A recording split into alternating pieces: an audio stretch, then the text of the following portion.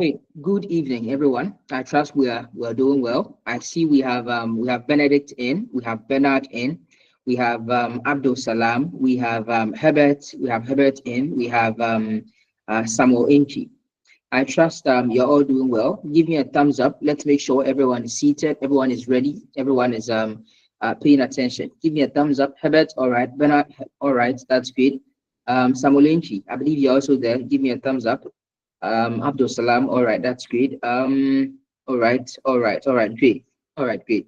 All right. So what's the agenda for today? What are we focused on for today? What's the goal for your joining today's session? The goal for joining today's session is as of now, you know how to write microcontroller instructions. You know how to write some Arduino code. We learned that for a particular system, there are some sensors attached to the particular the system, and so there are going to be lots of data coming from all of the sensors. It may be temperature sensors, it may be potentiometer, analog signals, all of those things, and we need to find a way to store all of those data. And so you learned variables and data types, how to create a container, an appropriate container using a better data type to store all of those data. After storing the data, you need to find a way to make decisions to say that, okay, when a user presses this, we want to do this. When a user presses this, we want to do that. Or when the sensor is giving us some values of, let's say, 25, this is what we want to do. If the value drops to 10, we want to do this. So so far you've made some very, very good progress. You learned about variables and data types.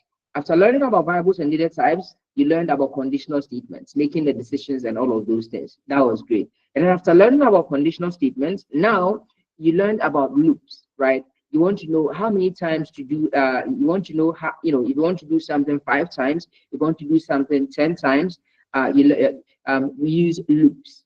And so you studied, you learned a few things on loops. And, as we proceed, you're going to appreciate all of these things practically. But sometimes you may have a loop and then have a loop in another loop and have another loop in another loop, and you have conditional statements in there. That's when you're writing some quite complex algorithms that are going to be doing lots of things. So that's loops. If you want to do certain things 5 times or 10 times, you use loops. So you study loops, and then after studying loops, you studied what else did you study? After studying loops, you studied built-in functions, or just functions, what we call functions. And then we learned that functions are just a function is just a piece of code that we intend to reuse multiple times, right? So it's just like sometimes when you don't want to keep repeating certain things, you just write it on a paper, and then you print it so many times, you print a lot of it, and then you share it to people so that you do not keep repeating the same things, right? So yeah, it's the same way when a teacher wants to teach a child how to write a composition on myself. All he has to do is just write myself. My name is Dash. I come from Dash. I am Dash years old, right? And then he prints all of these and then gives it to all of the students. So he may have about 10, about 20, about 30, about 50, about 100 students, or even about 1,000 students. So all he has to do is just share these templates, right? These functions to all of the students. And then what the students do is they put their special specific names on the paper, and that's it. They've all written myself. So that's it. You studied functions, and we learned the importance of functions when you want to reuse it. So sometimes you may just write a piece of code and you want to reuse it multiple times. So you may be turning on and off an LED, right? And we know to turn on and off an LED, we need about two things, or 2 parameters. We need to first tell where the LED has been connected to on a microcontroller. So if you connected the LED to pin 5 or to pin 10, or if you have a different board like this, if you connected it to pin 21 or to pin 35 or any of those pins, you need to tell which pin number you connected your LED to. And then after telling that the pin, you just write the signal. So that's the second parameter, whether a high or a low. whether you are turning it on or you are turning it off. And so you just write those instructions in your function, and then that's it. And then that's it. So whenever you want to reuse the function, all you have to do is just put those two parameters in there, and that's it. It's going to run. So but if you missed that particular session, I believe we recorded it. It has been posted onto our YouTube database, and so you can quickly go back onto that session, and then you appreciate what functions are. But yeah, after studying functions, you then moved on to libraries. And we mentioned that libraries are really, really important. Libraries are just like you want to build a car. You do not want to start manufacturing the battery of the car. You don't want to manufacture the tires of the car. If you want to manufacture all of these things, you're going to take a whole lot of time. It's going to take about 50 years in order to be able to build a car. So in order to not waste so much time building a car, all you have to do is just use libraries. So you do not have to buy lots of raw rubber from trees. And I believe everyone in here, you've seen how the raw rubber looks like. It looks something like white. It's like, you know, they just scrape the bark of the rubber tree, and then they get all of these secretions coming out of the tree, and then they are able to and then it hardens a little bit, and then they send it to the factory, and then they process it, they mash it into a certain way, you know, they go through the process, and then they add some colors and all of those things to it, and all of the things they are supposed to add, and then they now convert the raw rubber into tires, into the car tires, right? So if you want to build a car, you do not need to start manufacturing your own tires. No. If you want to build a car, you do not need to manufacture your own engine. No. There are companies that manufacture engines. There are companies that already manufacture the wheels, the tires, and then the rims of the tires. And there are companies that manufacture engines. There are companies that manufacture the lights of the cars. There are companies that even manufacture steers, the steer of the car, the glass of the car. So you do not have to start from scratch and then manufacture your own tires. If it's an electric car, you do not have to manufacture your own battery. No, it's going to take a whole lot of time to manufacture all of those parts. All you have to do, you know, to prevent wasting all of the time manufacturing all of these things, all you have to do is just buy the battery, just buy the engine, just buy the tires, just buy the steer, just buy the lights, just buy the glass, and that's all. That's it. And just buy metal, and then you're able to fabricate it, and then, you know, come up with a shape, you know, do all of your designs, and then you come up with your car. So you don't have to melt lots of metal and then create your own engine. You don't have to get raw manganese and raw lithium, and then you're able to build your battery. No. So that's libraries. And so when we want to program a system, whenever we want to program microcontrollers, whenever we want to add a sensor to it, add some components to it, those components, in order to control them, we would be required to write hundreds of lines of code, right? But with libraries are just files. They are just files, and then they already have some code written in it, right? And then the code, you know, that all of the lines of code, if it's 200 lines of code, it's already written in it for you. So all you have to do is just download, right? You just download the library, the file, and then you install it onto on your IDE, and then you're able to use the functions in the library. There are certain keywords in the library, and they are just functions, right? So the library is going to tell you some functions, how to use them, and all of those things. So using libraries, you can just write just 2 lines of code, and you're able to do a wonderful thing on your microcontroller. Meanwhile, if you did not have the library, you would have spent a whole lot of time writing about 200 lines of code. So that's it. That's libraries. And I believe everyone in here, you appreciated that session really well. And so far, you know how to write code onto microcontrollers. It's just about creating variables using better data types, so variables and data types. It's just about making decisions, right? After reading the data, after storing the data in containers, you need to make decisions. And then loops. So you want to perform an action 10 times. You want to perform an action about three times, right?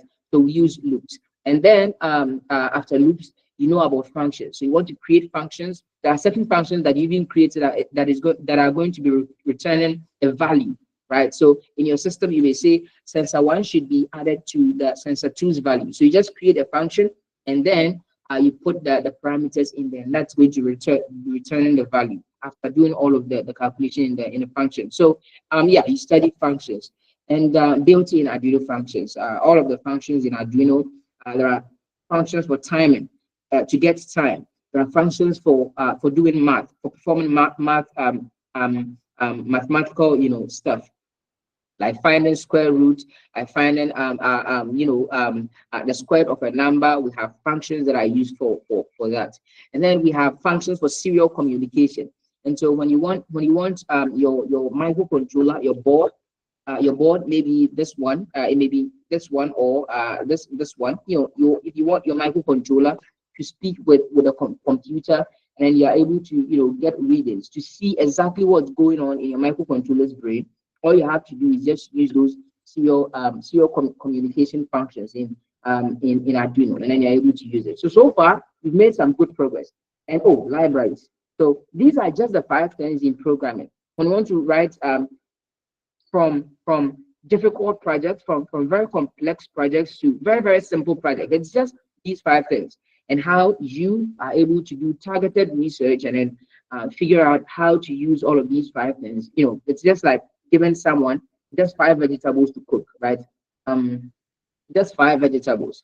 So those 5 vegetables, those are the things that are needed for you to be able to cook. So you can just give it to a lot of people, but one person may find a way to make something good out of those 5 things, and one other person, but yeah. So it depends on the complexity of the project that we use these 5 things: variables and data types, conditional statements to make decisions, loops, how many times you want it to run, functions, a piece of code that you want to reuse, and then libraries, a file that has lots of code, lots of lines of code that you can just upload, download, install, and then add onto your code, and then that makes everything. You can just write a line of code, and then it does so many things on your system. So that's it. These are just the 5 things. So now that you know all of these things, now that you know how to write microcontroller instructions, after writing these instructions for your microcontroller, for example, you are building a system that is going to be rolling. We'll keep using this very simple example, and I trust by the end of the program, you will be able to build some very good projects, and even turning those projects into products that people can buy. So for this particular window blinds, there are lots of them.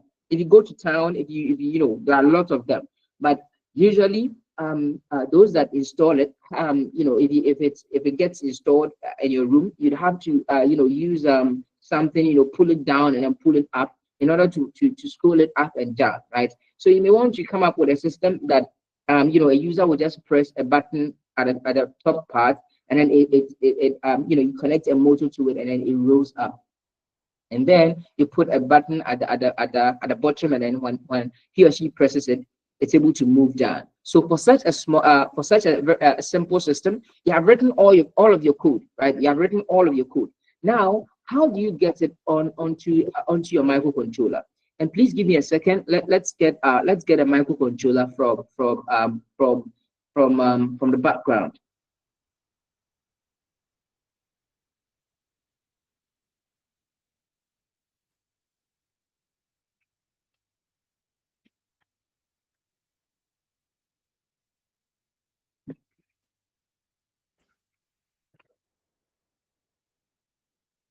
Great.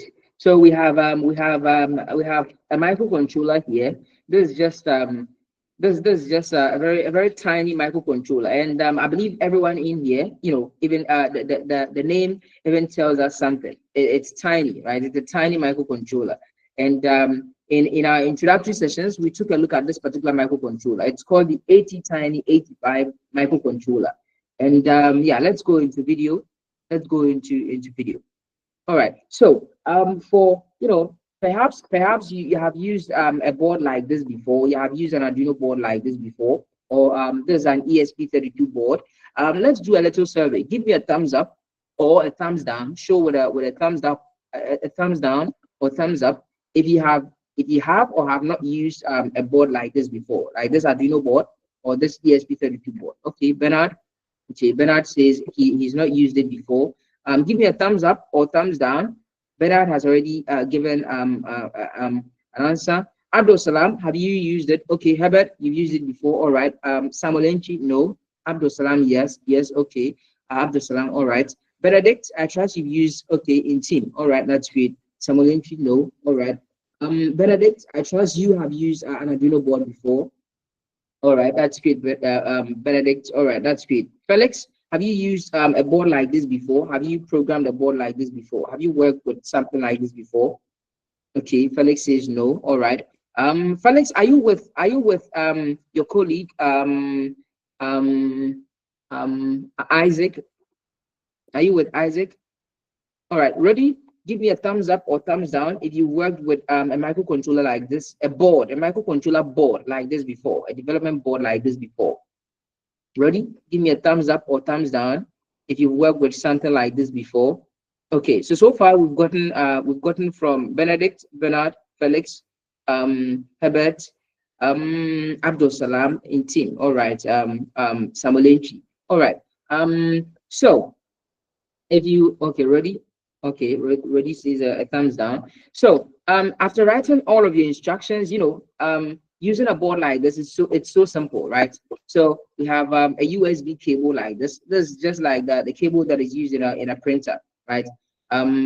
With this type of connector. So this is just a USB cable, right? It's just a USB cable, and we know what USB is. USB, I think it's universal serial bus, right? So USB is a communication protocol. It's a kind of communication, right? So yeah, that's USB. So we just use a USB cable like this.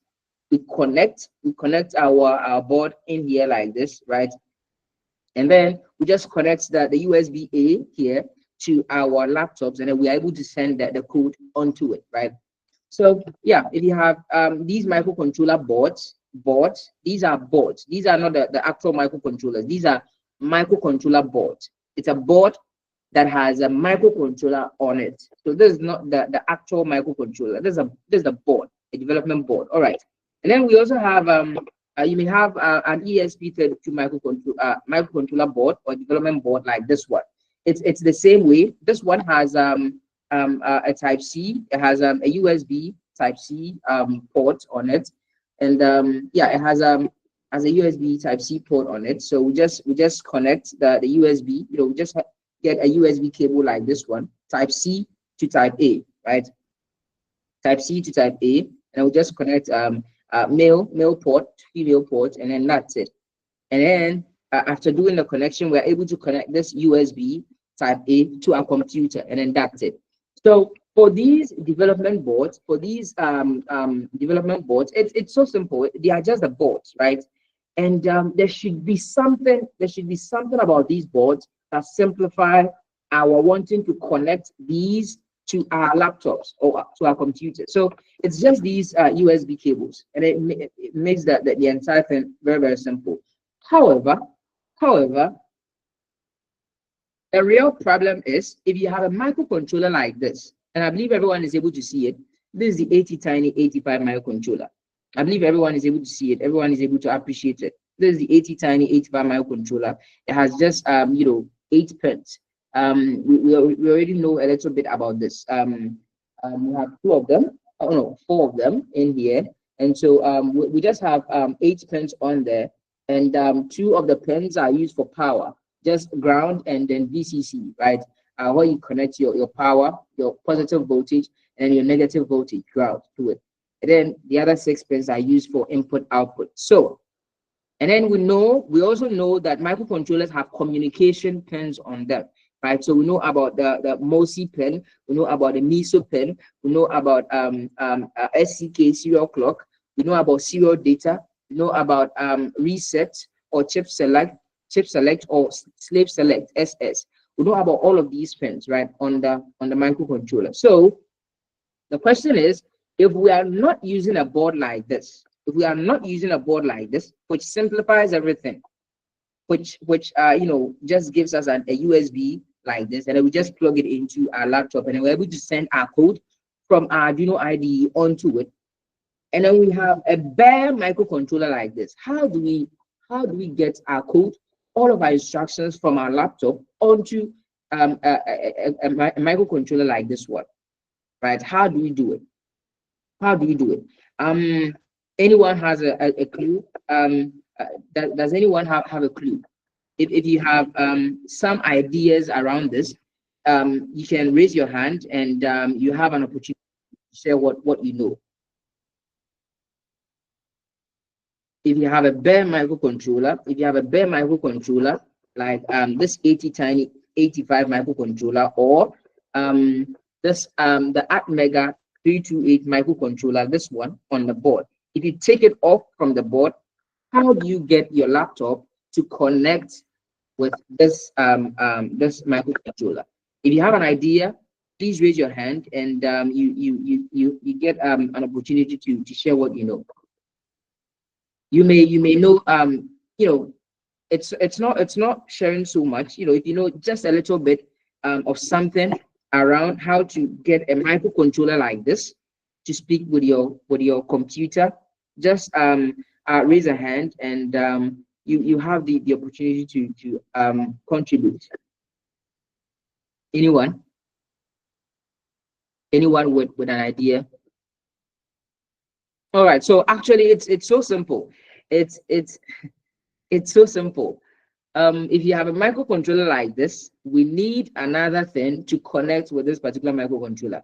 And so first we need to know the communication protocols, right? And we studied a little bit about communication protocols. We studied a little bit about communication protocols, that if you have two microcontrollers like this, how do you get them to speak with each other? Two microcontrollers. How do you get them to speak with each other?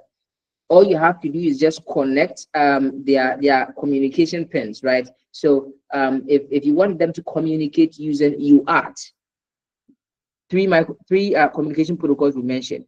The UART communication protocol, and that's Universal Asynchronous Receiver Transmitter protocol, right? So that's UART communication protocol. And we learned that for the UART communication protocol, it just uses two pins or two lines. So we have the TX line and we have the RX line to receive and then transmit, right? And so if you have two microcontrollers like this, all you have to do is just search for these pins. Which pin is RX?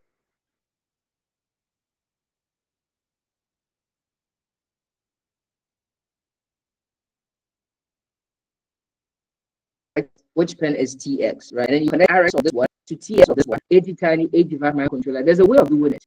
There is not an actual TX and RX pins found on them. So there's a way of doing it. But just assume that there is a TX and RX on these microcontrollers. So all you have to do, using the UART communication, all you have to do is just a wire on a pin here, on the TX pin here, and then R to RX, and then from TX here to RX of this one, and that's it. And then all you have to do is just write your code onto this one, and then now they can be able to communicate. So that's the UART communication protocol. All right. Now there's another communication protocol called three communication protocols we mentioned. After UART communication protocol, we also mentioned I2C or I2C, right? So for I2C, it's also a two-wire communication. So usually you're going to be seeing something like TW C or TW something, right? So it's just a two-wire communication, just like the UART communication protocol, just TX and RX wires, or TX and RX lines, right? So for SDA, for I2C, inter-integrated circuit, I2C. So I and C, inter-integrated circuit communication protocol. So if you have two integrated circuits like this one, and we know microcontrollers are just integrated circuits, right? So if you have two microcontrollers like this, you want them to speak with each other, you can also use the I2C or I2C communication protocol. And all you have to do is just connect SDA pin on this microcontroller. You have to just identify which of these 8 pins is the SDA pin, right? And then you just connect SDA of this microcontroller to SDA of this microcontroller, and then you connect SCL serial clock of this one to SCL serial clock of this one, and that's it. You just write code onto this one, you just write code onto this one, and then they communicate. Please give me a second.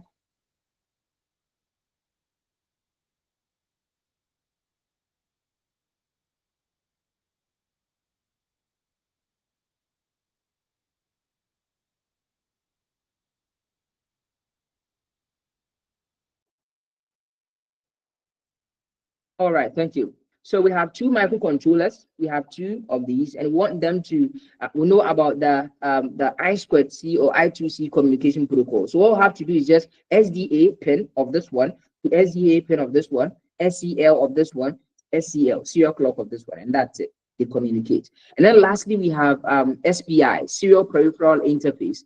So for serial peripheral interface, we've learned that for serial peripheral interface, for this particular communication protocol, it's not a 2-wire communication protocol. It requires 4 wires. It requires four lines or 4 wires or 4 pins, right? So you have MOSI, MISO, serial clock, SCK, and chip select or slave select, right? These are 4 pins on this particular microcontroller. So all you have to do is just connect MOSI of this one to MOSI of this one, MISO of this one, and MOSI is just master out slave in, right? MOSI, master out slave in, and then MISO is master in slave out. We're going to be appreciating all of these things really well, but yes, so just connect MOSI of this one to MOSI of this one, MISO of this one to MISO of this one, SCK of this one to SCK of this one, and then lastly chip select of this one, CS, or slave select, SS. It's just different names for the same pin. So CS or SS, you just connect that particular pin to this one. That's it. So 4 pins on this one to 4 pins on this one, and then you get them to communicate. So if you write some code onto this one, write some code onto this one, and then you have connected a sensor to this one, you can be able to send the sensor data that the sensor has only been connected to this one, but once you get the data, you can send the data from this one onto this particular microcontroller. So it's so simple. But yes, now that we know that microcontrollers, we've reminded ourselves that microcontrollers communicate using communication protocols. Now we want to send code from our computer, right? Now we want our computer to speak with this particular microcontroller. It's not about 2 microcontrollers speaking with each other or 3 or more microcontrollers speaking with one another. No, it's about our computer speaking with this particular microcontroller, and we can do that just by taking a look at these boards here. We can do that using USB, right? So we have to get a USB port like this one, right? We need to get a USB port here. So it may be a Type C, right? It may be a Type C USB port, or it may be it may be the kind of USB that is used on printers like this one, right?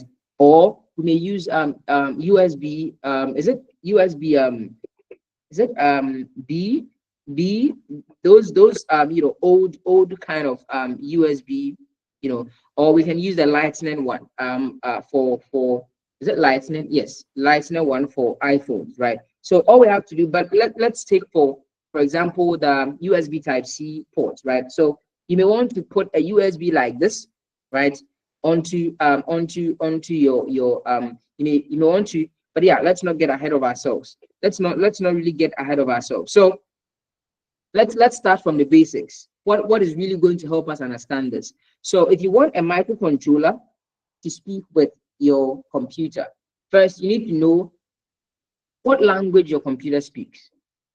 What language your computer speaks. If right now we are speaking English, if you do not understand English, whatever I'm saying will not make sense. Whatever I'm saying, it will not make sense, right? But so yeah, our computer speaks English and our microcontroller speaks French. How do we get these two things, these two devices, this microcontroller to speak with our computer, right? So we need a translator. We need a translator. The computer speaks USB language. It speaks Universal Serial Bus language. It speaks USB language, right? And then our microcontroller, it speaks UART language. It speaks UART. So that's it. Microcontrollers, they speak UART usually every time. So if you want your computer to speak with a microcontroller, the microcontroller speaks UART language, right? But the computer speaks USB language. You'd have to connect a USB cable to your computer and then connect it to the microcontroller. But we know that is not possible. This microcontroller just has pins on there. It does not have anything like USB female cable on here for us to connect, right? And so that is where we have the translator come in. We need to have a translator. The computer is speaking USB language. The microcontroller is speaking UART language. And we know UART has just 2 pins involved. For the UART communication protocol has 2 pins, TX and RX, right? TX on our microcontroller, RX on our microcontroller. We now need to connect TX here, TX and RX on our microcontroller to our computer so that they can speak. And so now we cannot do that straight away. We cannot do that straight. We cannot just connect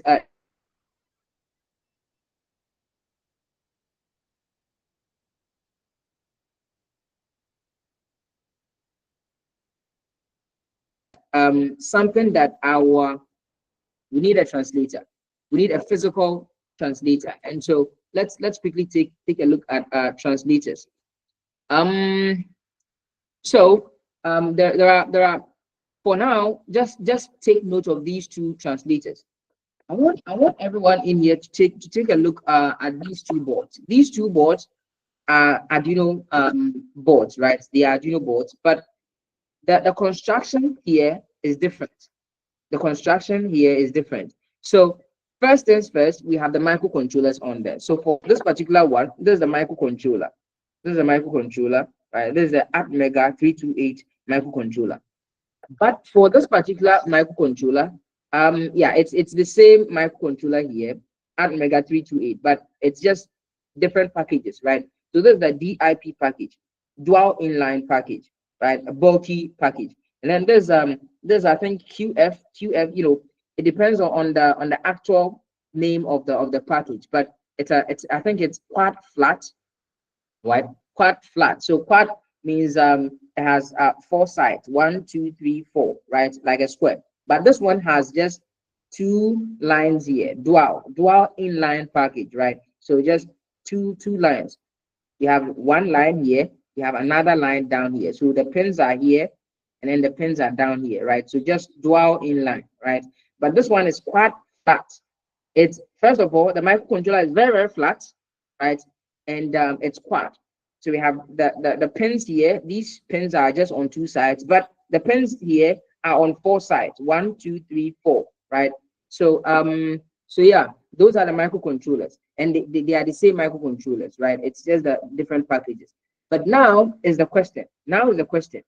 Now is the difference between these boards, how these boards communicate with the computer. And then speaking about translators, if you want your microcontroller to speak with your computer, you need a translator. So this is the translator.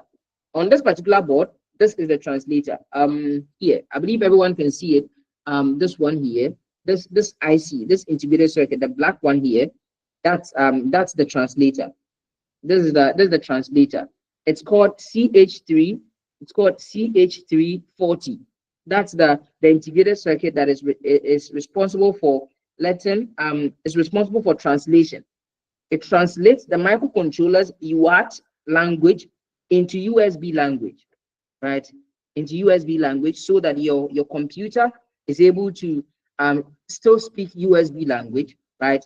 And then this translator here translates the language into UART language, into UART communication, right? So that our microcontroller here is able to understand. So we need a translator. But on this particular board, you have a different translator here, but they all do the same work, right? This is the CH3 again. This is a CH3. I believe that we can see it. It's called CH340. That's the translator. That's the integrated circuit. But on this particular board here, the translator is called CP2102. And so let's take a look at it. So this is it. This one here. This one here. The black component here. That's CP2102. This one. CP2102. So that's the translator. So yeah, we have translators. We need physical translators to connect to our microcontrollers so that we can now create something like a USB, right? So that it translates UART communication into USB communication so that our computer is able to understand. All right. So what we can do, what we are going, and also on this ESP32 microcontroller, this is the ESP32 microcontroller. As you can see, this big one with the shield, with the metallic shield on here. That's the microcontroller. And then this is the CP2102, the black component here. That's the CP2102. You can see it's the same thing. It's the same thing on these two boards, right? It's just this particular board that has a different translator. It has the CH3, CH340. But on these two boards, the translator is CP2102. So that's the CP2102 up there. And on this one also, it has the CP2102. So yeah, that's it here, and on here. So they are just yeah. So that's it. We need physical translators.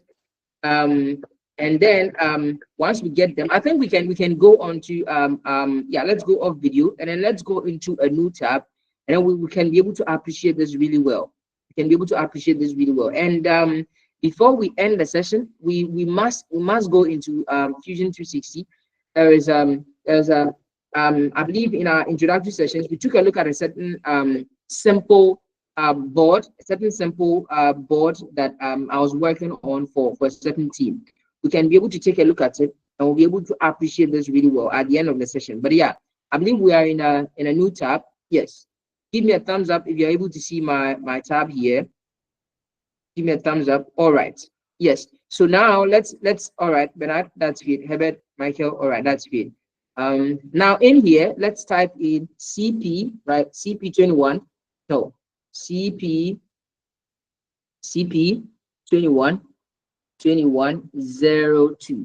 And then yeah. So CP2102, and then let's click enter. All right. Now we can be able to take a look at how it looks like. Let's click on images here.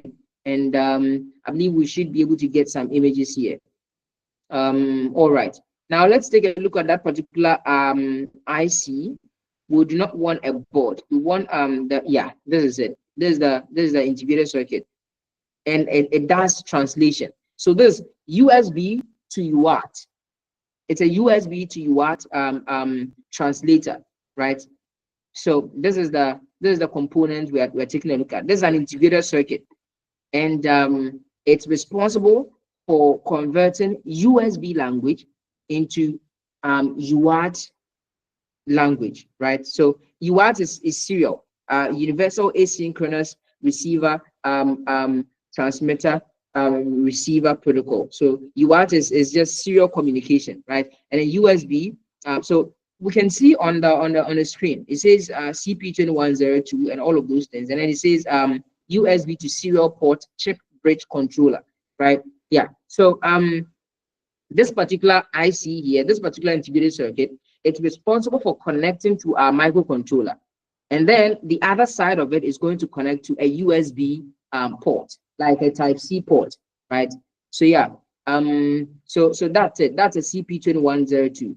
So all we have to do is just connect our CP21, as we can see on the screen. You can see we can connect the Type-C port like this one, you know, this Type-C port here, right? All we have to do is just get a Type-C port like this, and then the Type-C also has pins on them, on it, right? It has D minus, it has D plus for data, and then it has V bus. V bus is the positive terminal, and then it has ground. right? So it has 4 pins. So a type C port like this one, this USB type C, it has 4 pins on it, right? It has V bus. V bus is the positive terminal, right? And then it has ground, negative terminal. And then for data, for the microcontroller to be able to send data and then receive data, we have D minus on the type C here. That's another pin on it. And then we have D plus, right? So D minus, D plus, these are used for the communication, right? So yeah, that's it. D minus, D plus, and then we have the positive terminal of the type C port, and then the negative terminal. So and then we know that this particular translator we are looking at, the CP2102, this integrated circuit here, it has pins on it, right? It also has some pins on it, and those pins are going to connect to the USB here, right? And then after connecting those pins to the USB C port, and then now we connect our microcontrollers TX and RX to the CP2102, and then that's it. Now we have mentioned two translators. We have mentioned two electronic components that are used for translation. We have mentioned the CP2102. Now let's take a look at how the CH340 also looks like. So you have two options, right? At least for now, you have two options. If you want a microcontroller to speak with your computer, you know, the microcontroller speaks UART language. The computer speaks USB language, and so you need to you need to get them to understand each other. So now let's take a look at, and to do that we use translators. Yeah, we have CH340. Now let's take a search. And then let's take a look at some images here. All right. I believe you'll be able to see my screen in just a second. All right, great. I believe you can see my screen. Let's go off video. All right, and then now let's take a look at this particular CH340. Let's take a look at how it looks like. Okay, we do not want boards. So what we can do is just put IC here so that it gives us just the integrated circuit, what we want to see. All right, so this is it. This is it. So let's click on it, and I believe you can be able to see it really well. Let's see. Yeah, so this is it. Give me a thumbs up if you can see this integrated circuit, the CH340. Give me a thumbs up if you can see it. Yeah, so this is it. So if we go into video, you are going to see that it's the same thing that was on our physical Arduino board here. All right. Let's go into video. Yeah, so on this Arduino board, I believe you can see it here. This is the long one. That's the long one. I believe you can see it. So that's let's use a pen here to make identification simpler. All right. So yeah, this is it. Let's use a blue pen. All right. So so that's the CH340. This is it. This is the integrated circuit. It has pins on it. It has pins here. It has pins up there. So all we have to do is just connect those pins to the USB, right? And if we are not using a USB bigger one like this one, this is like the USB that is used on printers. This is just another USB, right? But if you are not using this USB and then we are using just this, you know, in this modern era, we work with the Type C USB, a very small one, right? Yeah. So all we have to do is just connect this USB, and then we have mentioned that USB ports like this one, they have pins. They have pins on them. It's not only power pins. It's not just negative and positive. We also have pins for data, for transferring of data, right? And so to transfer data, we have D minus, and then we have D plus. So we have 4 pins on a USB port. So positive terminal, that's V bus. Negative terminal, that's ground. And then we have D minus and then D plus for data minus and then data plus. All right. Now we need to connect this Type C here. We need to connect the Type C port to the integrated circuit here. If it's CH340, all we have to do is just solder the wires from here onto this one. So we just connect D minus, right? We just connect D minus and D plus to D minus and D plus of the translator of the CH340. particular integrated circuit, right? And then we connect negative V bus and then V bus, which is the positive terminal, and then ground to the same integrated circuit here, and then we are done. And then now all we have to do, so we have connected the Type C, we have connected the USB to the CH340 integrated circuit. Now we need to connect our microcontroller to the translator. So if you have a translator, usually two things want to speak with each other. We have this one, we have another one like this. They want to speak with each other. So then you have the translator in the middle. So if this, let's take for instance, we have this pen is what is responsible for the interpretation. Is what is responsible for doing the interpretation. We have to connect this one to this one, and then we connect this one to that, and they do the communication. So we need the CP2102 to be in the middle, and then we need the computer to be here, and then we need our microcontroller to be here, right? So that's it. It's so simple. So that's it. So simple. And yeah, so that's it. These are the two translators we always need. CH340 and then CP2102. These are two integrated circuits that convert USB signals or USB communication into UART signals, into UART communication, so that our microcontroller can now speak with our computer. So that after writing all of our instructions in the Arduino IDE, we can now after putting after connecting a CH340 or CP2102. No, I think this is going to be very great. Let's go off video and let's go into Fusion 360, and then you'll be able to appreciate this really well. Before we take a look at the few other things we need to appreciate before we end today's session. All right, so I have my Fusion 360 opened. Let's open the design file here, and yeah, embedded system version 2. All right, and then let's open the parent file. Great. Now you'll be able to see my screen.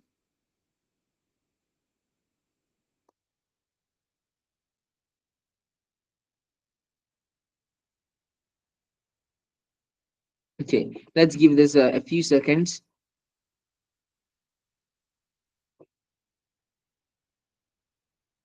All right. Okay, it says can't share my screen, but let's share my entire screen. I believe that should solve the issue.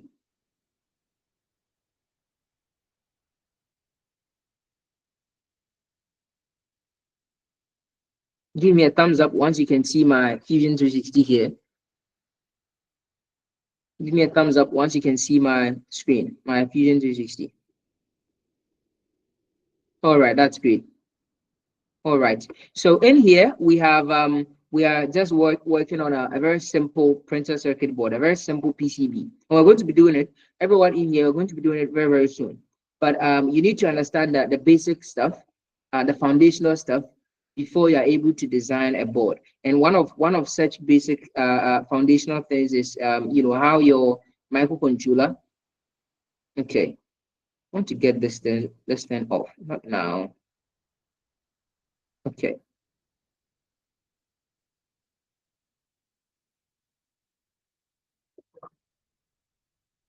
All right.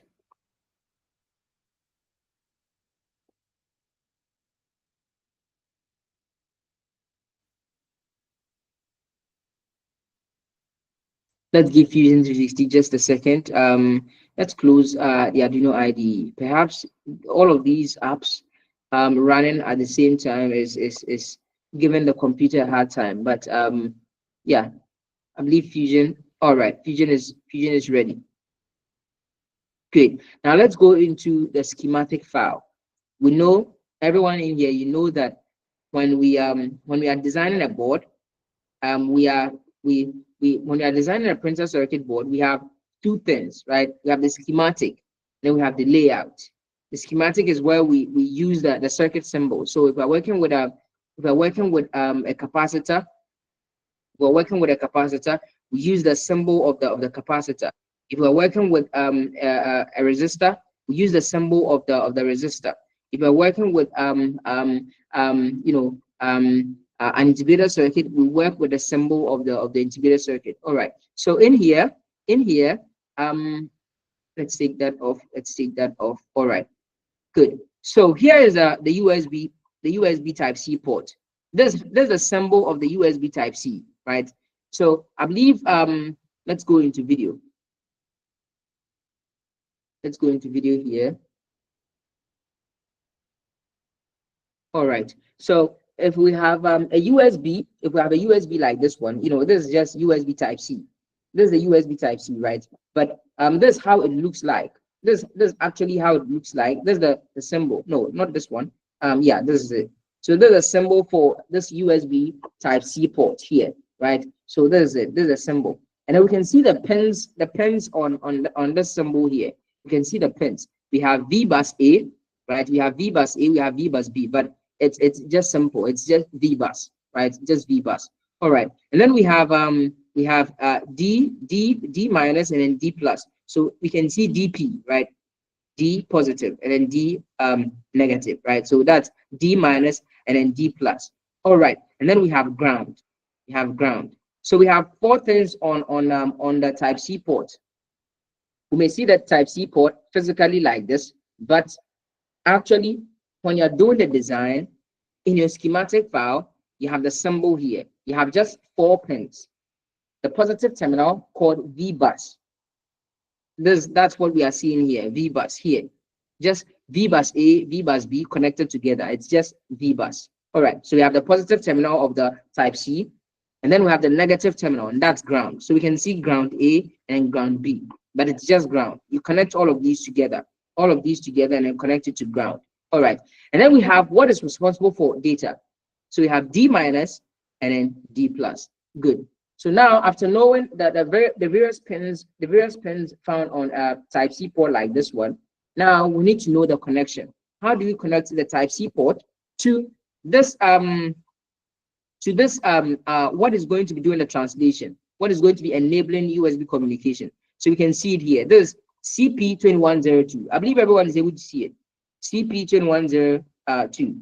Give me a thumbs up if you're able to see the CP2102 here. Give me a thumbs up. All right, that's great. So that's the name, and this is the symbol. This is a symbol. I wonder why this thing is not going off. Let's go into it like this. Let's take this silly thing off. Show my screen anyway. Not now. Wow. Sickness. Wonder why this is not going off. It's quite annoying. Let's go off video. Let's take this thing off.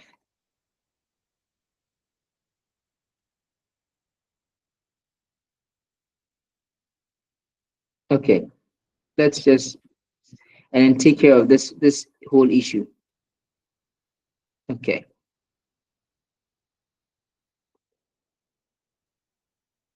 All right, let's just ignore it and then proceed. Okay. So now we know how this USB looks like this physically, but when we're designing it, there's the symbol for it, and all we have to do is just connect our microcontroller to.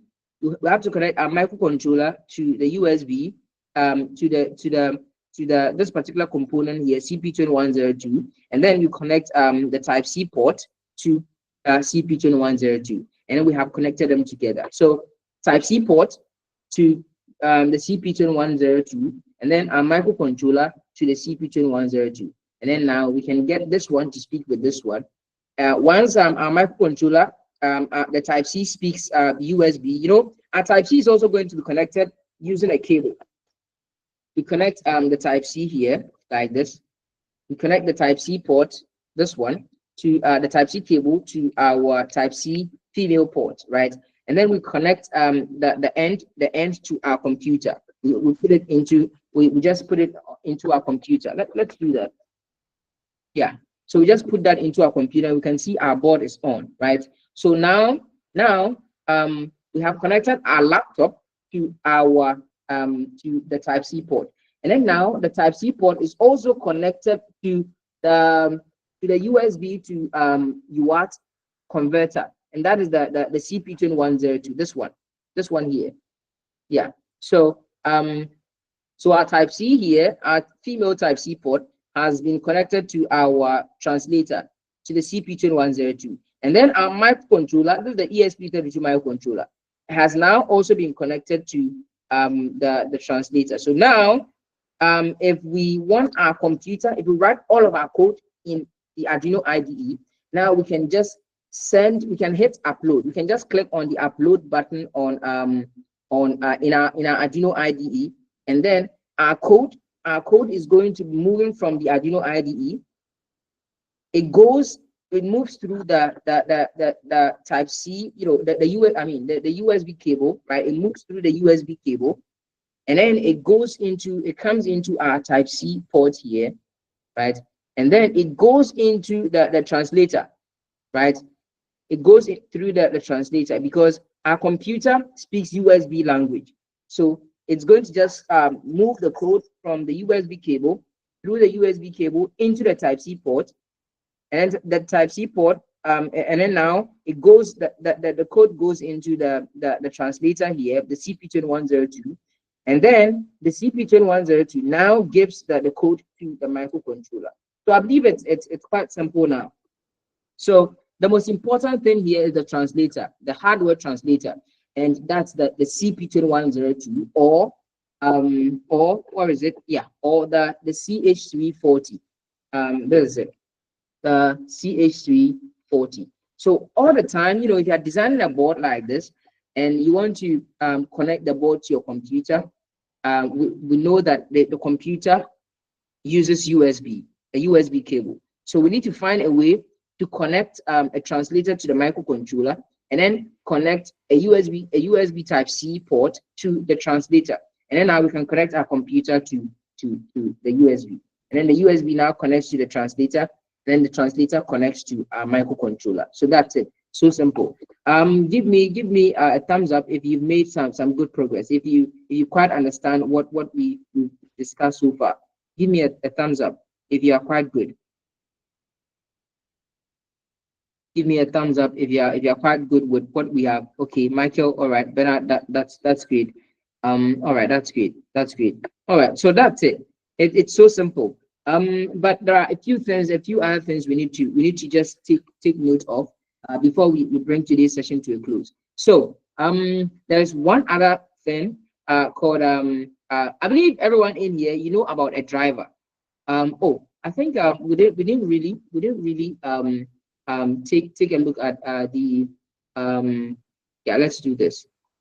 So in the Fusion 360, if you are designing a board, all you have to do is just get this USB Type C port here like this, and then you connect it. Even though we are unable to see a direct connection, the green lines connect to this USB thing here, but they are connected. And we're going to be learning how to do it. But yeah, just connect.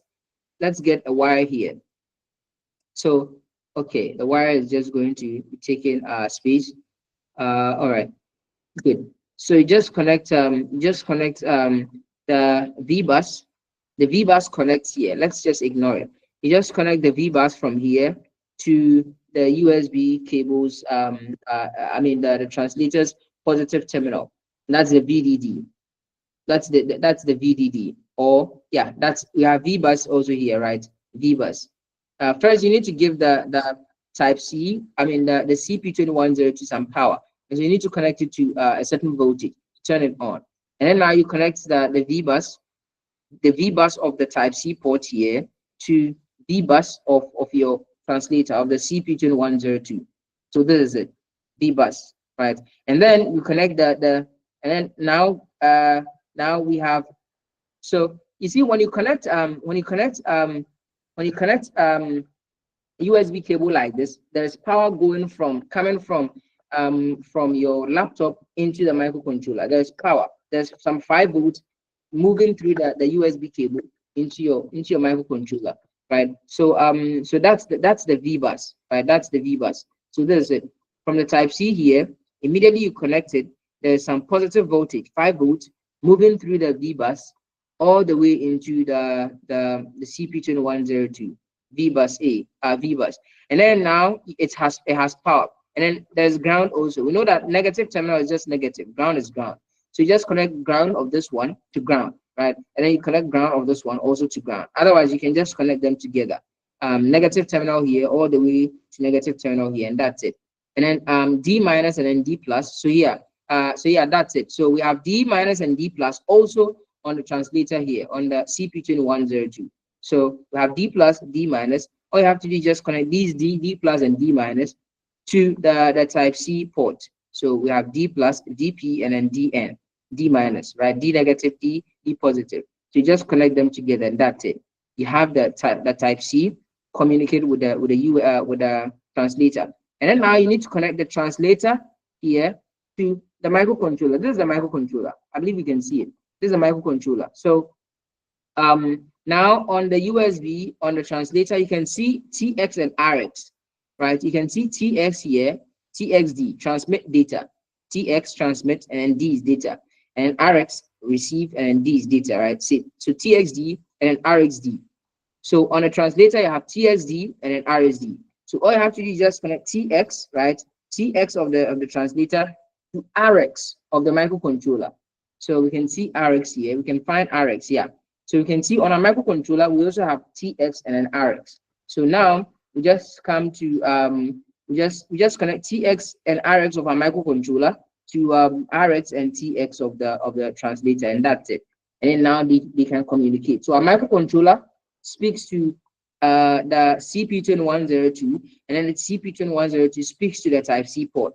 And then the type C port has been connected with a type C cable like this, and then it's going into our computer. So now our microcontroller is able to speak with our computer. So for instance, our microcontroller, the computer may ask the microcontroller, hey, how are you doing, right? So the computer may ask, how are you doing?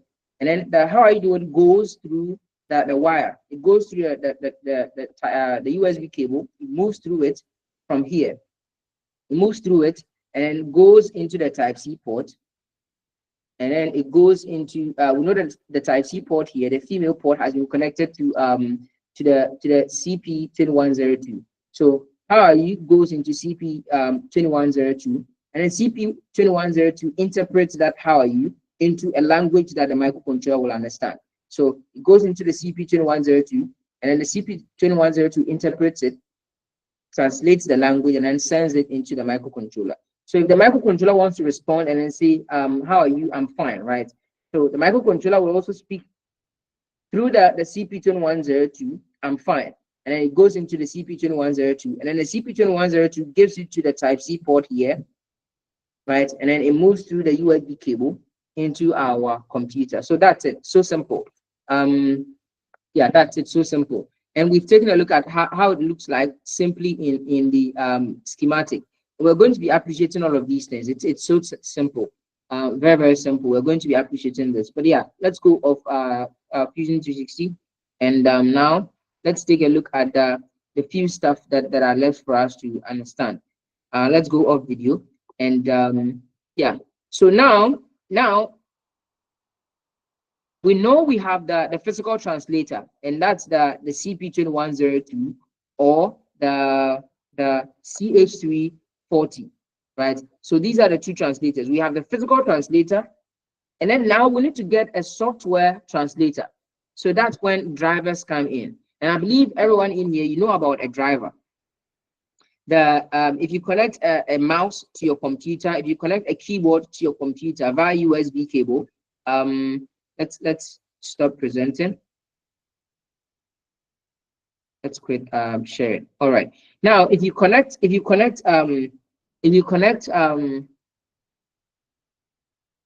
is it? Yeah. If you connect a keyboard, right? If you connect a keyboard, an external keyboard to your computer, if you connect a mouse to your computer, before your computer is able to understand the mouse, so that we are able to move, if you move the mouse to the left, the computer, the cursor on the computer is also able to move to the left and then to the right. before your keyboard is able to communicate with your computer, before your mouse is able to communicate with your computer or your laptop, we need drivers. We need drivers. And I believe everyone in here, you appreciate a driver. Give me a thumbs up or a thumbs down if you know about a driver. Okay, Felix knows about a driver. All right, that's great. Benedict, Michael, Abdul Salam, Herbert, do you know about drivers? Okay, Abdul Salam, not so familiar. Bernard, not so familiar. Michael, not so familiar. Benedict, all right. So yeah, okay. Well, usually we use our computers. We do not really think about drivers that much. But what happens is, your computer is just a hardware, right? Once you turn your computer on, and I believe we studied this, but yeah, let's do just a quick crash course, just a quick one. Once you press the power button on your computer, there is something on your computer. There is some code, or yeah, there's some code on your computer called BIOS, basic input output system. I believe everyone in here, you know this. That has been installed onto a part of your computer. So once you press the power button on, the BIOS the BIOS first does all of the checks. It checks whether the CPU is good. It checks whether the RAM is good. It checks whether the hard drive is good. It checks everything. And if everything is good, now the BIOS now hands everything to the operating system. So you may be using Windows, right? I am using Windows on this particular laptop here. Or you may be having an iMac, you may have a Mac computer, you may have a Mac operating system, right? Or you may have Linux. You have Linux, the Linux operating system on your laptop or on your computer.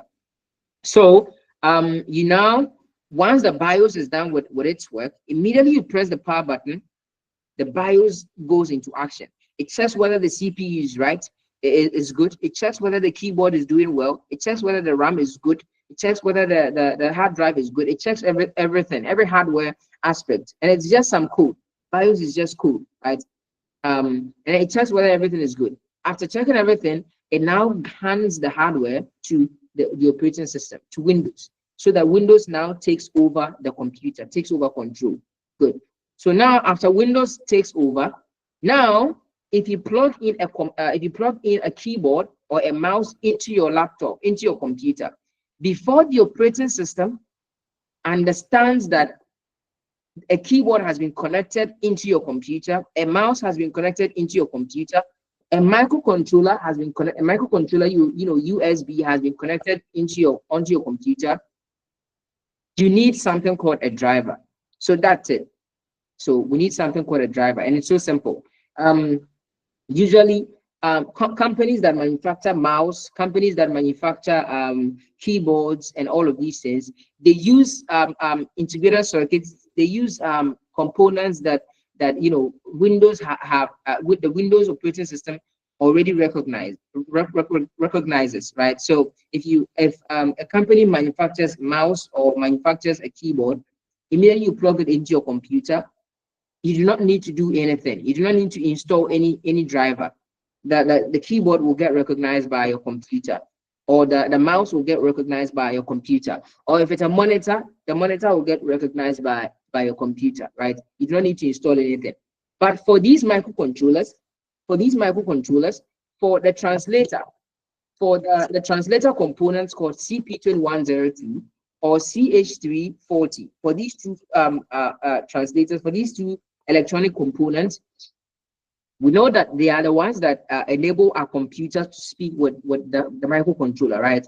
So we need a driver. We need to install a driver on our computer so that the operating system is able to use that particular driver. The operating system is able to use that particular driver, the instructions, the software translator, to now communicate with the USB with the CP2102 or CH340, right? Now this is getting a little bit something. We're getting a little bit into detail, but do not worry about anything. I believe right up until this point, you've understood everything and you've made some good progress. So you have a microcontroller. You want your microcontroller to speak with your computer. So all you have to do is just get your integrated circuit called a CP2102 or CH340. and then you connect it to your microcontroller, and then you connect a USB female port to it. And then you can use a USB cable. Now connect your USB type C from your microcontroller into your computer, and then they communicate. Now we need the software aspect. So we need to install a driver. So let's go into a new tab, and you'll be able to appreciate this. Let's go into a new tab. So if you use a physical integrated circuit called CP2102, you need a driver, and a driver is just something like a file, right?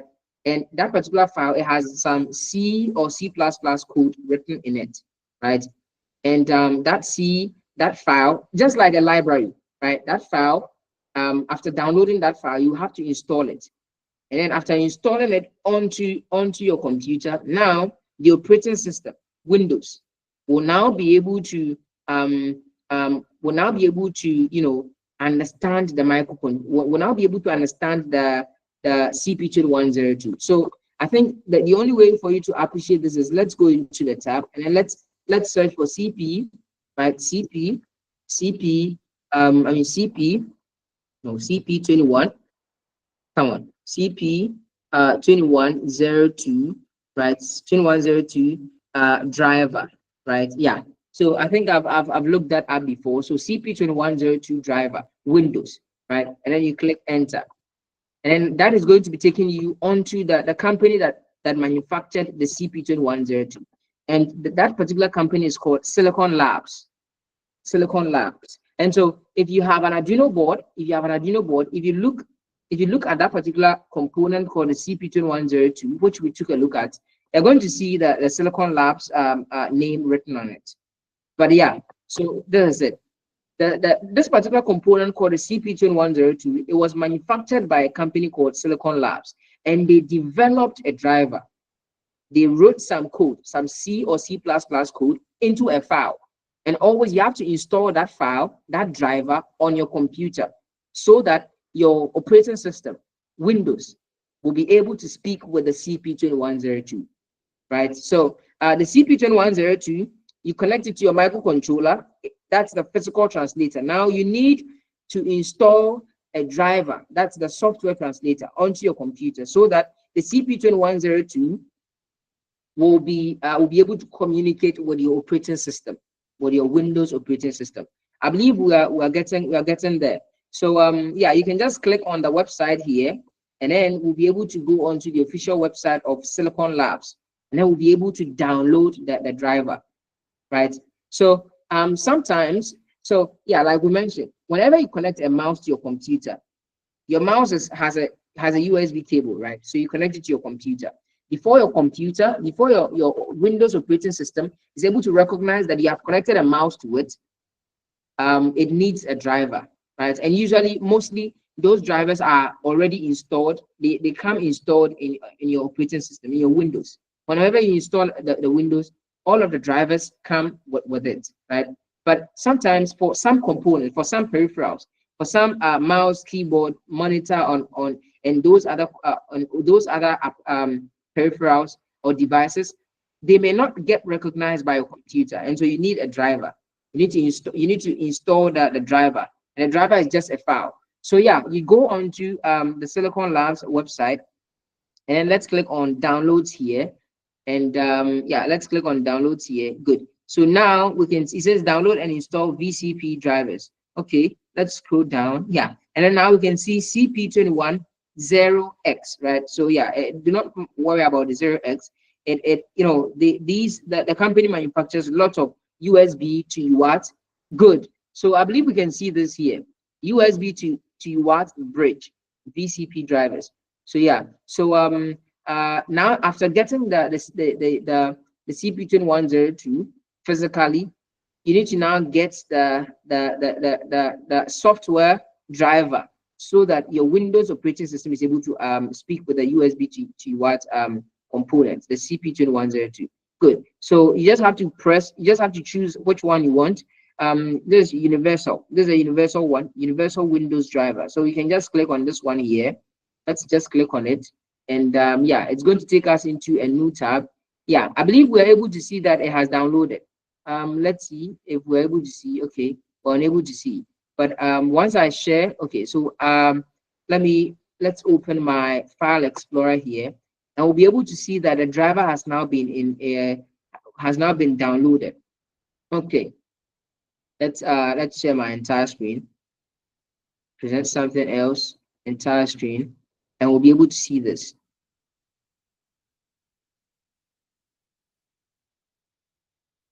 All right, good. So this is my file explorer, and you can see this is a compressed file, right? I believe we all can see it. This is a compressed file. So what we just downloaded from the Silicon Labs website, this is the driver. So we can just extract the files from here, or we can just right-click on the file on the zip file, and we just click on open in a new window, and then it opens the content of the driver we have downloaded, right? So usually this is what you're going to be using. Let's see, yeah. So this is the okay, this security catalog, which, yeah, this is the okay, setup information. You can just read a few stuff on it, and then, yeah, you can just right click, and then okay, let's see, open. Let's see, okay, all right, let's take that off. That's not what. Okay, open. Let's see. Okay, good. So it says, do you want to open this file? Once you click on publisher or non-publisher, wow, this may be you know, I'm quite, you know, there's quite some danger attached to it. But yeah, once you go onto the official website of the company that manufactures the components that is used for the USB to UART communication, that particular integrated circuit, all you have to do is just now download the driver, and then you can install it onto on your computer. And sometimes you can just, you know, click on Windows here, and I believe we can see my screen. You can just click on Windows, and you can just click search for driver. So device manager, it's going to open device manager here, right, on your computer. And then once device manager opens, that's where you see all of your drivers, right? So here, once device manager opens, now you can see there are even drivers for batteries. So when your battery is connected to your computer, there are drivers for your battery, so that Windows is able to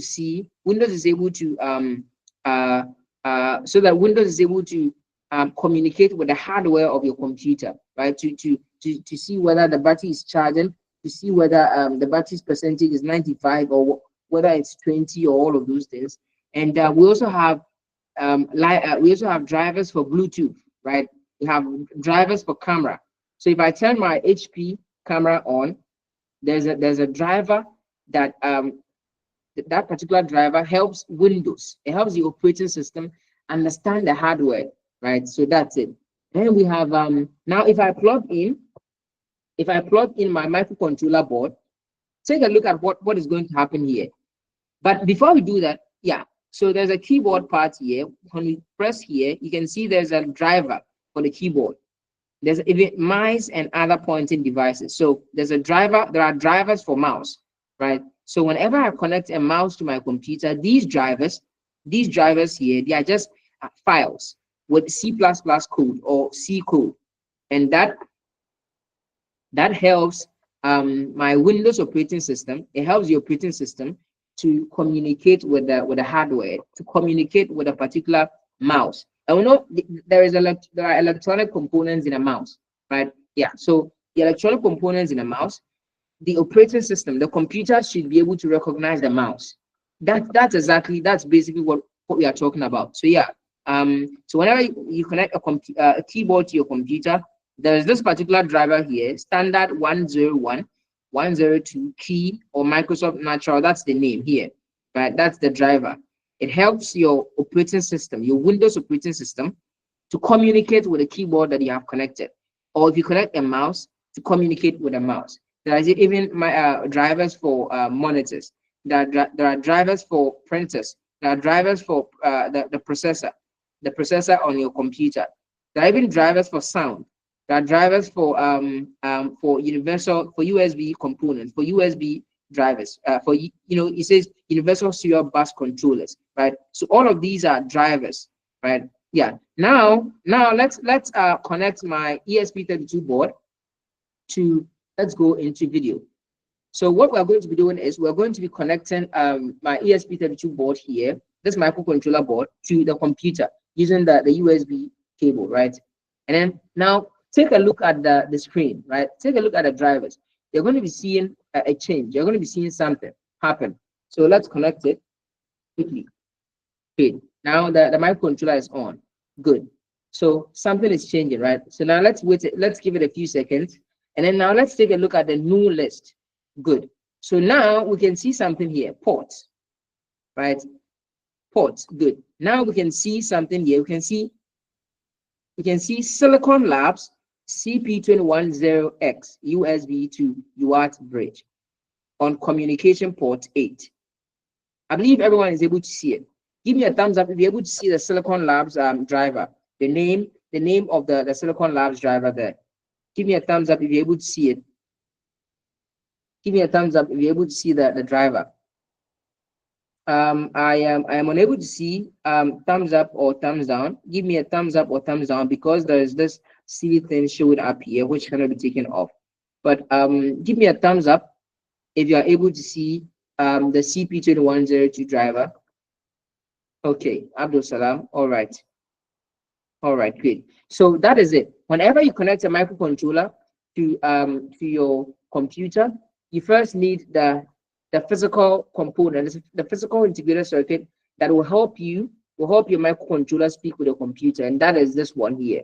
That's the CP2102 here. That's it. Good. And after using a CP2102, there's a physical component here. You now need the driver. You now need a driver for you to for your operating system, for your Windows operating system to speak with this particular component here, and that is the driver here called Silicon Labs CP2102. So you have to install it. You have to go onto the official website, download the driver onto your computer, and then now whenever you plug in whenever you plug in your board, which has the translator called the CP2102, now the driver will now help your operating system, your Windows operating system, to understand and recognize the CP2102. And if you have a mouse like this one, there are electronics in a mouse. There may be something, and this mouse, it has a USB here, and you connect this USB, right, to your computer, right? Once you connect the USB of the mouse to your computer now recognizes this particular mouse. So it's the same way, right? There are electronics in the mouse. When you plug it in, when you plug the mouse into your computer, the computer recognizes it, and then now the mouse is on. Then now, whenever I move the cursor, whenever I move the mouse is able to send instructions through this USB cable, right, into my computer. So perhaps there should be a component like the CP2102, the USB translator in the mouse that will help the mouse be able to send signals into the computer. So that's exactly it. So yeah, we need a driver, and that's the driver we have installed, and that's the where is it port? Yeah, here, Silicon Labs. Here is it, Silicon Labs CP2102 or 02 USB to UART bridge. So yeah, that's it. And then sometimes if you're also working with the CH3, the one found on this Arduino board here, if you're not using the CP2102 and you're using the CH340 here, all you have to do is just download a driver for it, right? Usually the CP2102, this particular USB to UART bridge component here, it can immediately you plug it into your computer will be able to recognize it. Your operating system will be able to recognize it. But mostly it's this the CH340. Usually when you plug it in, your computer, your operating system may not be able to recognize it. And so usually if you're using this one, you have to go onto your web browser and then search for a driver to install onto your computer. so that your operating system is able to speak with the USB to UART bridge, the CH340 here, right? Like I mentioned, usually sometimes when you hear something for the first time, it may not really go well. You may not really understand it. But as you proceed, as you go forward, um, you'll definitely be able to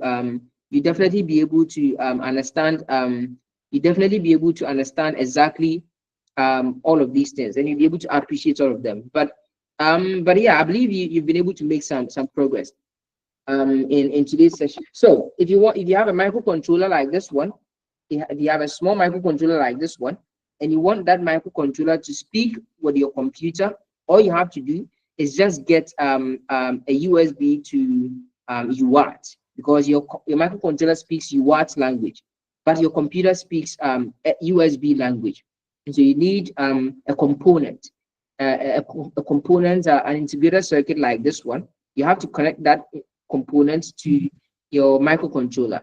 And then after connecting your USB to UART component to your microcontroller, you need to download a driver and then install it onto your computer. And then that driver will help your operating system, your Windows or your Mac operating system, to recognize it whenever you plug it in, right? Yeah, so that's it. You connect the USB to UART component to your microcontroller, and then to a USB female port. And then now you can be able to use a USB cable. You connect the Type C, to you now plug it in, and then you're able to connect it to your computer. And then you go into your Arduino IDE, write all of your instructions, and then you're able to send your instructions onto the microcontroller. But before we end the session, there is something also. Before you even send your code, onto your microcontroller, there's something called bootloader. Bootloader, BOOTLOADER, bootloader. So that's a small code. It's just a small C code, or a small assembly language code that has been written onto every microcontroller that you buy. Like this particular microcontroller, there's something called a bootloader on it. So if it's a fresh microcontroller that you've not used before, there is already some code on it that gives it consciousness. It's just like we human beings. Immediately we are born, we are babies, but we still have some consciousness. Even before we learn how to speak our language, even before we learn how to speak Fanti, we learn how to speak Dagomba, we learn how to speak Nzema, we learn how to speak P, we learn how to communicate, we learn how to speak English and all of those languages. There's some amount of consciousness that God put in us, right? So for every microcontroller like this, there's some language, there's some code that has been written on it, and that's what is called the bootloader. And it's a very, very small, tiny code. It's written usually in C code, in C programming language, or in assembly language, and they just write it onto the flash memory of the microcontroller, and that gives it consciousness. So that when you write some code onto it, it now takes the code and then says, okay, someone has written some code onto me, so let me do the action, and it runs the code on it, right? So that's it. But all of these things, once we go forward, once we proceed, once we make some good progress, once we work with these microcontrollers, we'll be able to understand them better. The final thing is, and I believe for this one, everyone in here, you know about it. When you go into the Arduino IDE, let's go into the Arduino IDE very, very quickly. Our time is fast spent. Yeah, we have the Arduino IDE here, and now let's share my entire screen. All right.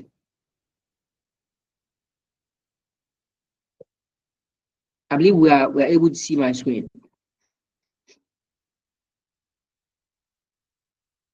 Give me a thumbs up once you can see my screen. So we have our Arduino IDE. It's still not open, but once we write our simplified C++ code, once we write our Arduino programming language, once we write all of our instructions here, those some of the code, it's in terms of English, right? So we write something like digital write, we write something like digital read, write something like high, write something like low, right? Write something like pin mode. All of those instructions, before they are able to go onto the microcontroller, they need to get compiled, right? So they need to get compiled. Compilation means, they just it's just converting the code into machine code, converting the code, all of the instructions that we write here into machine code.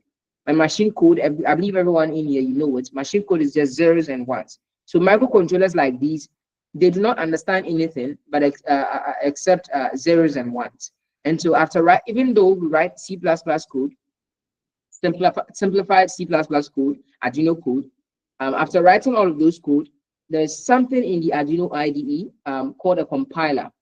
It's called a compiler, and it converts all of those instructions that we have written into machine code, into just zeros and ones. So if we write, let's say, about 200 lines of code or about 100 lines of code, it's going to convert all of those lines of code, all of those instructions that we have written, it's going to convert it into machine code, just zeros, ones, long zeros, ones, and it's going to now send it onto the machine code, onto the microcontroller. And then once the microcontroller has the machine code, able to do whatever we wrote in the instructions for it to do, like turning on an LED, or reading some sensor values from a sensor that has been attached to its pins, right? So that's it.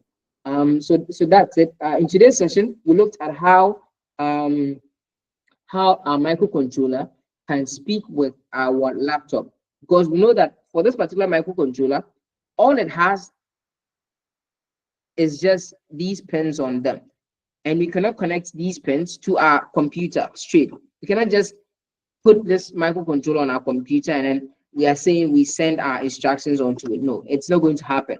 We need something like a USB cable, and for us to do something like that, we need a certain translator to convert the USB language that our computer understands into a language that the microcontroller understands. And the microcontroller speaks a language called UART language. And for UART communication protocol, it uses TX and RX. And so we connect TX and RX to our translator called the CP2102, connect TX RX to it. Then we connect the USB type C port to it. Then now we can connect, you can use a USB cable, we connect it to our board, and then we connect it to our computer. And then now our computer, we can now send our code. After writing our code in the Arduino IDE, the Arduino IDE, the software compiles the code into machine code. And the machine code moves through, once we click on upload here, the machine code moves through the USB cable. It moves through through the USB cable from our computer all the way into the Type-C port here. And then the code goes into the CP2102, and then the CP2102 takes the code and then gives it to the microcontroller. And if the microcontroller is able to, if we've connected a sensor to the microcontroller and we want the sensor values to be displayed in the Arduino IDE, if we want the sensor values to be displayed, if we want the sensor values like 21, 22, we want to see it on our computer, right? All we have to do, all the microcontroller has to do is just send those values into the CP2102. Where is it here? The microcontroller sends those values into the CP2102, and then the CP2102 sends it into the Type-C port here, and then it moves through the USB cable, right? It moves to the USB cable, and then it now comes into our computer. So that is it. So simple. But this is not the end. This is not the end of learning how microcontrollers speak with our computer. Once we go forward, once we are working on projects, we're going to understand all of these things really, really well. But yeah, I believe in today's session, you have achieved your goal of joining the session. You now understand how a microcontroller can speak with a computer. So if you have a bare microcontroller like this one in your hand, you now know how to let this particular microcontroller speak with your laptop, right? All you have to do is just get a component called CP2102 or a CH340, and then you just connect it to your microcontroller, and then connect a Type-C port, a female Type-C port to the CP2102, and then you can now use a USB cable, and then you connect it to your computer, and that's it. But yeah, we're going to be understanding and appreciating these things really, really well, especially when we are designing our own boards. But yeah, once we go off, we keep mentioning this, but once we go off today's session, we're going to be putting the payment method, the bank or mobile money account onto our WhatsApp, so you are able to make payments, your 999 cedis for your SIR kit. It's going to have these microcontrollers in there. It's going to have an Arduino board. It's going to have an ESP32 board, right? And it's going to have these tiny microcontrollers. You're going to have about 2 of them, right? And what you're going to be doing with this, the project you're going to be building with this is you also have the component we took a look at in our previous session. Let's take a look at this quickly. Let's go off video.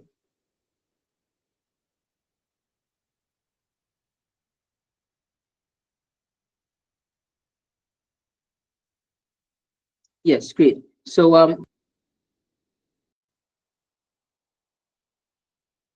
yes, so you're going to be having these wireless modules, these NRF modules also. So you can connect this microcontroller to this NRF module, right? So you just connect this to this, and then you have another microcontroller, and then you connect this NRF module. For this NRF module, you're going to be having 2 in your SIR kit. So you just do this, and then now this is the remote, and then this is the receiver, right? So now you can build a drone. So you just write the code onto this tiny microcontroller, write the receiver code onto this one, and then now when you press this, you're going to be getting some signals move through the air onto this. So wireless communication. And so yeah, the payment method is going to are going to be put on the WhatsApp, so that you make payment quickly for your SIR kits. And then you're going to be having all of these components in your SIR kits, and you can be able to work on some very interesting projects. But yeah, let's bring today's session to a close. Do we have any questions? Do you have any questions? Please, with the driver, if you have it downloaded, will it be able to process any microcontroller? Let's see. Michael Putti has a question.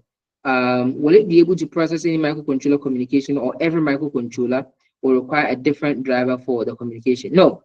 Okay, so that's what you need to understand. This is what you need to understand. That the driver is not meant for the microcontroller. No, the driver is not meant for the microcontroller. It's meant for the component that is doing the translation.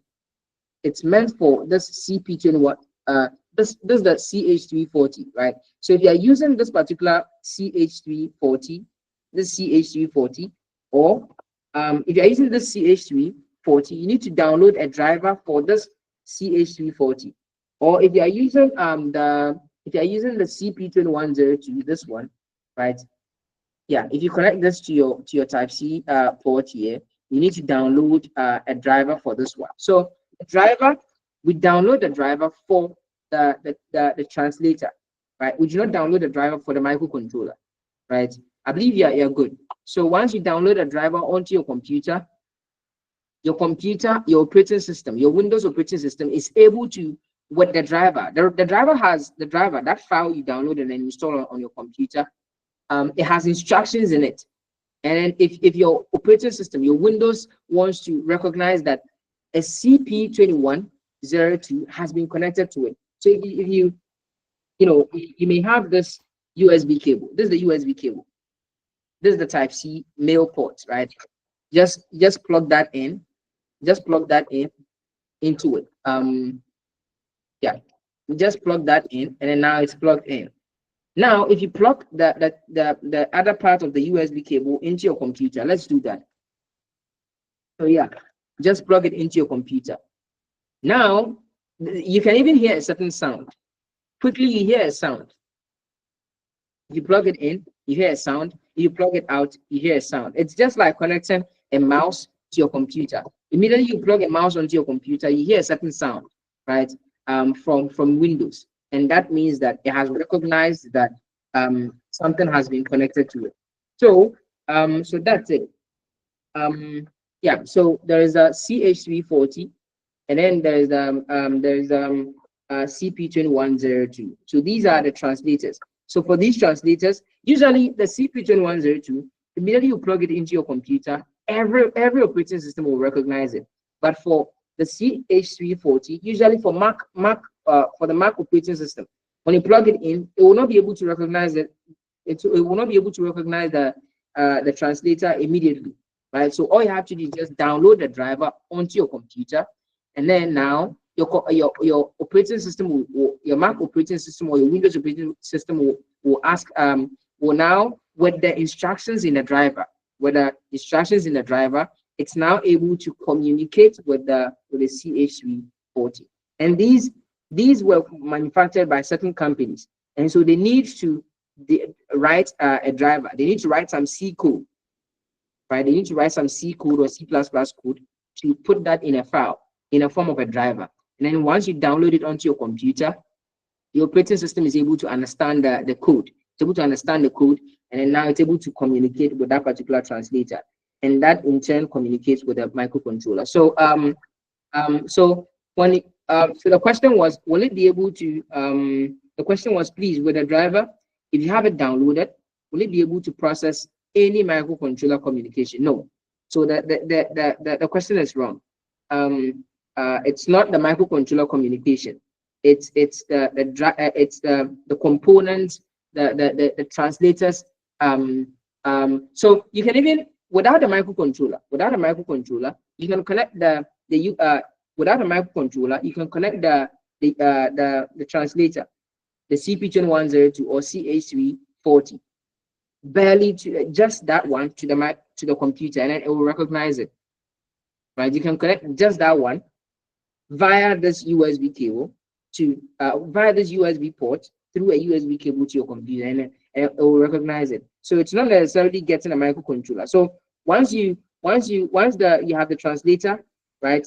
Once you have the translator, you have a driver on a computer to match this particular component that you use, whether it's the CP2102 or the CH341. Now the computer will now be able to recognize this translator, and then now you can connect any microcontroller to the translator, and then that's it. So yeah, the driver is only for the translator. It's only for the CH340 or the CP2102. And then after that recognition, you can now connect any microcontroller to the CH340 or to the CP2102, and then you can be able to do USB communication from your laptop with the microcontroller through the translator, through the CP2102 or CH340. I believe you're good, Michael. All right, that's good. All right. Any more questions? Are we all good? Are we all good? If you are good, give me a thumbs up if everyone here are good. I believe everyone in here in today's session, you've made some good progress. You've understood exactly that particular question, how you get a microcontroller to speak with your computer. All right. On this note, we are going to be connecting, God willing, tomorrow in a session. We're going to be making some progress. God willing, tomorrow is Sunday. We're going to be doing some mechanical design, and then now you know how to write some microcontroller instructions, and you also know how your microcontroller can speak with your computer. Now we need to understand that the little stuff that are left. The transistor. How does a transistor actually work? We know in our introductory sessions we learned a little bit about transistors, right? We just mentioned them. We didn't really understand them, right? And we didn't really understand how resistors are really used, how capacitors are really used. But right from now that you know how your microcontroller speaks with the computer, how to write the microcontroller instructions, we need to understand these little stuff that are left, and these few stuff that are left, and then after that can be able to design our own boards like this, and be able to properly work with the ESP32 board from your SIR kit. You can work with the Arduino board from your SIR kit. But yeah, I believe on this note we can bring today's session to a close. Let's all have a good night. Bye everyone. Bye.